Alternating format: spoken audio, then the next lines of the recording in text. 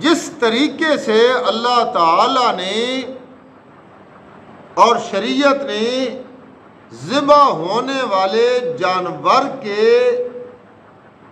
جو نشانیاں ہیں وہ بتائی ہیں، اس کی عمر پوری ہو، اس کے اندر کوئی نقص وغیرہ نہ ہو، اسی طریقے سے جو ذبح کرنے والا ہے اور جس نے قربانی کرنی ہے اس کے لیے بھی کچھ شرائط ہے۔ جانور اگر عمر اس کی نہیں ہے، مثال کے طور پر چھوٹا جانور ہے، بکری، دمبا، بکرا، اس کی عمر کم ہے تو قربانی ہو جائے گی، بے شک موٹا تازہ ہو، لیکن اگر 1 سال اس کی عمر نہیں ہے تو اس کی قربانی نہیں ہے۔ 1 دن بھی کم ہے، فرمایا اس کی قربانی نہیں۔ صحت مند ہے لیکن اس کی آنکھ میں کوئی نقص آ گیا، کانا ہو گیا، باقی بالکل ٹھیک سالم ہے، لیکن اب اس کی ایک آنکھ خراب ہو گئی ہے، اس کا پاؤں خراب ہو گیا ہے، اس کی خدا نخواستہ ٹانگ ٹوٹ گئی ہے، یا کوئی اور ایسا عیب لگ گیا ہے، اب شریعت کہتی ہے اس کی قربانی نہیں کی جا سکتی۔ اور سارے احتیاط کرتے ہیں۔ میں نے تو کم از کم ایسا بندہ نہیں دیکھا کہ جو عیب دار جانور اس کے سامنے کھڑو اور کہے کہ میں تو اسی کی قربانی کروں گا، نہیں کرتے قربانی۔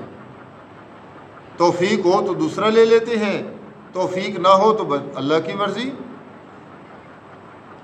لیکن یہ بھی دیکھیے کہ قربانی کرنے والا جو شخص ہے اس کے اندر کیا کیا خوبیاں ہوں تو وہ قربانی کر سکتا ہے، اور کیا کیا اس کے اندر نقائص عیب موجود ہوں تو اس کی قربانی بھی قبول نہیں ہوگی۔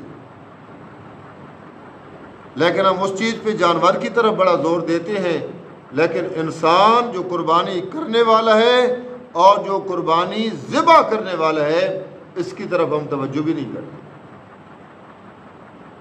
تو یاد رکھیے، مسئلہ بتانا ہماری ذمہ داری ہے،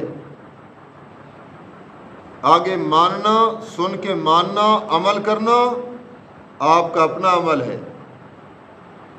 جس طریقے سے عیب شدہ جانور ہو اس کو ذبح کر دیا جائے وہ قربانی قابل قبول نہیں، اسی طرح ذبح کرنے والا شخص اور جس کی قربانی، جس کی طرف سے قربانی کی جا رہی ہے، اگر اس کی شرائط بھی قرآن و سنت کے خلاف ہیں تو مزے کی بات یہ ہے کہ اس کی قربانی بھی قابل قبول ہو نہیں۔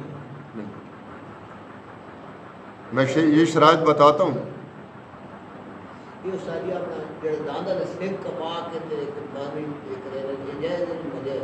وہ بعد میں بتاتا ہوں۔ تو آپ نے کیا سنا؟